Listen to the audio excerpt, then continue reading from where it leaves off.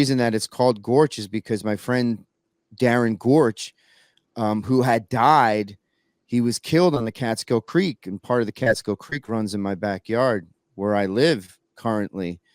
Um, so Darren was killed on the creek in an accident, which made me change course in my life and put me on the course to being in that studio to meet the Misfits. If Darren Gorch had never died, I would be at a totally different place in my life. And chances are, and the way that things were being planned was that I wasn't even going to be in New Jersey after high school and doing what I was doing.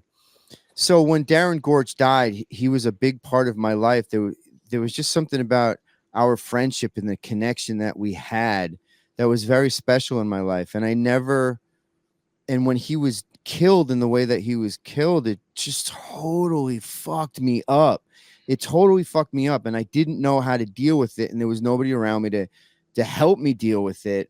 And so I had written a song called Gorch back then, and I just never really played. I played it now and then, but I never thought it was a really good song. And it made me think about Darren, and I just kind of buried it. Never went to see Darren's grave or anything. After his funeral, that was it. I was different. I was different.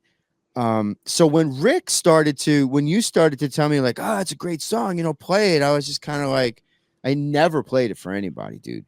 I never played it for anybody.